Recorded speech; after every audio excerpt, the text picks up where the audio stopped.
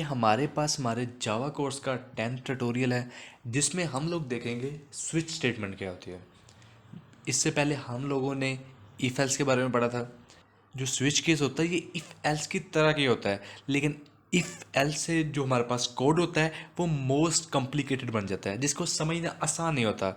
उसको आसानी से समझने के लिए हम लोग स्विच का यूज़ करते हैं। कैसे यूज़ होते हैं स्विच का? मैं कोई भी एक एग्जांपल ले लेता हूँ। मैं लेता हूँ इंट नंबर, कोई भी ले लिया, नंबर ले लेता हूँ मैं 5। ठीक हो गया। मैं लिखूंगा स्विच का कीवर्ड स्विच, एंड देन मैं लगाऊंगा अपनी, मेरे पास जो होती है राउंड ब्रैकेट्स। राउंड ब्रैकेट्स के अंदर रखूंगा कौन सी वैल्यू, किस वैल्यू के बिहाफ पे मैंने कंडीशन चेक करनी है। अब मेरे पास क्या है, नंबर है, नंबर के बिहाफ पे मैंने कंडीशन चलानी है, तो मैं लिखूंगा अपने राउंड ब्रैकेट के अंदर नंबर। ओके, एंड देन मैं अपनी करली ब्रैकेट्स लगाऊंगा। ठीक हो गया। अब मैं लिखूंगा केस। केस क्या करेगा? केस चेक करेगा कि मेरी कंडीशन उस केस के लिहाज से फुलफिल है या नहीं। अगर मैं करता हूँ केस 1, ठीक हो गया। इसका क्या मतलब है कि अगर तो मेरे पास नंबर में वैल्यू 1 आएगी तो ये वाला केस चलेगा। इसके नीचे मैं जो भी लिखूंगा, अगर मैं लिख देता हूँ sys out and then control and then मैं स्पेस बताऊँ तो ये ऑटो कंप्लीट हो जाएगा। एंड मैं इधर लिख देता हूँ लाइक कुछ भी लिखते हैं स्मॉल। ठीक हो गया। अगर वैल्यू आती है मेरे पास केस 2, एक और चीज़, जैसे ही केस लिखेंगे उसके बाद हम ब्रेक लगाएंगे। ब्रेक क्यों लगाएंगे? कि जैसे ये प्रोग्राम केस ये वाला चला है, लेट्स सपोज केस 1 चल जाता है, तो जब ये आउटपुट करवा दे स्मॉल, तो उसके नीचे ये कुछ भी ना देखे, अपने इस स्विच से बाहर आ जाए। ठीक हो गया। अगर मैं केस 2 लिखता हूँ, केस 2 में नहीं, केस 5 लिख देते हैं, एंड देन इधर लिख देता हूँ सिस आउट, और इधर लिख देता हूँ मैं 5 के लिए मीडियम। ओके, एंड देन इसके लिए लिख देता हूँ ब्रेक। अगर केस में मेरे पास वैल्यू 5 आती है तो ये आउटपुट आ जाएगा मीडियम, एंड देन फिर ब्रेक हो जाएगा। अगर केस में मेरे पास वैल्यू आती है 7, देन क्या करे, sys out and control space, and मुझे आउटपुट को आ दे लार्ज, एंड देन कर दे ब्रेक।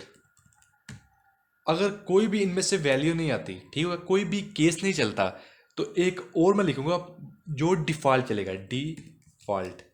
ये क्या करेगा? अगर कोई भी वैल्यू नहीं आती तो वो डिफ़ॉल्ट वाले को यूज़ करेगा, sys out and control space, and इधर लिख लेता हूँ डिफ़ॉल्ट वैल्यू।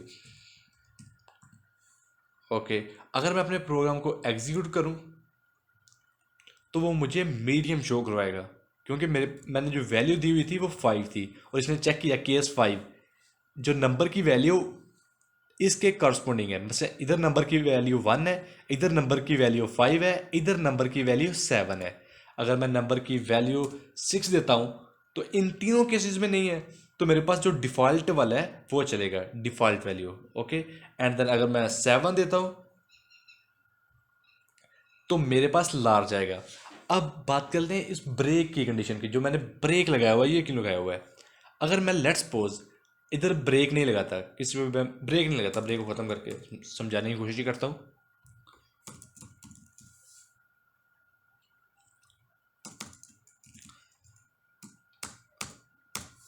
अब मैंने किसी में ब्रेक नहीं लगाया और मैं लेट्स सपोज वैल्यू देता हूँ इसको 5।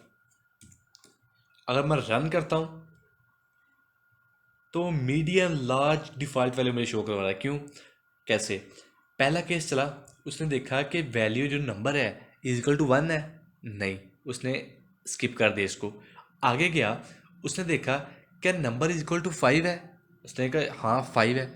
उसने क्या किया, उसने इसके नीचे मीडियम को आउटपुट करवा दिया। मीडियम को जब आउटपुट करवाया, अब उसको अपना जो केस था वो भी फुलफिल हो चुका था, तो उसने कहा इसके नीचे जितनी भी प्रिंट वाली स्टेटमेंट है ना, सबको एग्जीक्यूट करवा दो। अब इसके नीचे ये लार्ज भी प्रिंट वाली स्टेटमेंट थी, एंड देन डिफ़ॉल्ट वैल्यू भी थी, तो इसने इन दोनों को प्रिंट करवा दिया। अगर इधर मैं लिखा होता ब्रेक, तो वो ब्रेक में आता और देख, जैसे ही वो ब्रेक में आता, ब्रेक का मतलब क्या है कि वो इसको स्विच स्टेटमेंट से बाहर निकाल दे। तो इसलिए ये लार्ज और डिफ़ॉल्ट वैल्यू ब्रेक की सूरत में एग्जीक्यूट नहीं होगी। अगर आपको वीडियो अच्छी लगी तो लाइक करें, चैनल को सब्सक्राइब करें